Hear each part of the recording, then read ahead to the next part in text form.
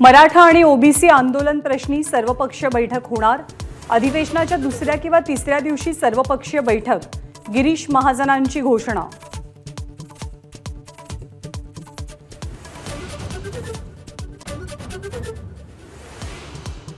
%60 लोकांच्या भावनांकडे बघण्याची मुख्यमंत्र्यांची नियत दिसत नाही।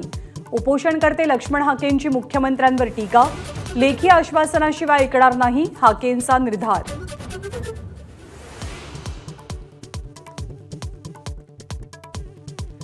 छगन भुजबळांसह 6 मंत्री दुपारी 1 वाजता लक्ष्मण हाकेंना भेटणार।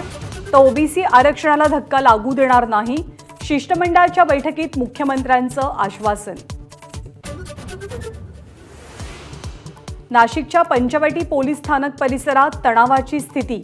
आक्षेपार्ह निनावी पत्रक व्हायरल प्रकरणी जमाव रस्त्यावर। दुकानं बंद करण्याचं आवाहन करत रास्ता रोको।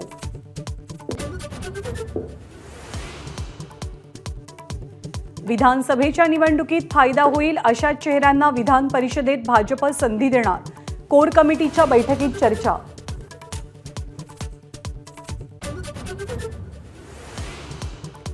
शक्तीपीठ महामार्गाच्या भूसंपादनाला स्थगिती। महामार्गाच्या फेरआखणीचे मुख्यमंत्र्यांचे आदेश। जनतेवरती प्रकल्प लादणार नाही मुख्यमंत्र्यांची ग्वाही।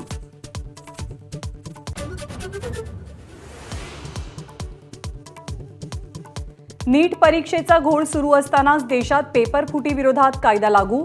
केंद्र सरकारकडून अधिसूचना जारी। कठोर शिक्षा, दंड आणि बंदीची कायद्यात तरतूद।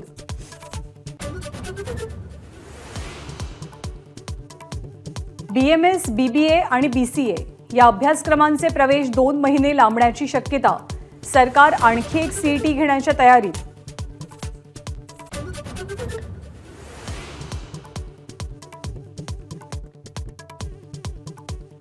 ठाण्यामध्ये इमारतीचा पत्रा उडून खाली पडल्यानं 8 मुलांना दुखापत। बेथनी रुग्णालयात उपचार सुरू। काहींची प्रकृती चिंताजनक। संतश्रेष्ठ निवृत्तीनाथ महाराजांची पालखी आज नाशिकमध्ये दाखल। नाशिककरांच्या वतीनं पालखीचं स्वागत।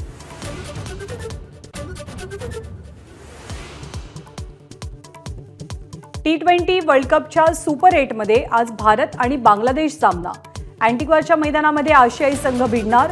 बांगलादेशवरती विजय मिळवल्यास भारताचं सेमीफायनलचं तिकीट कन्फर्म।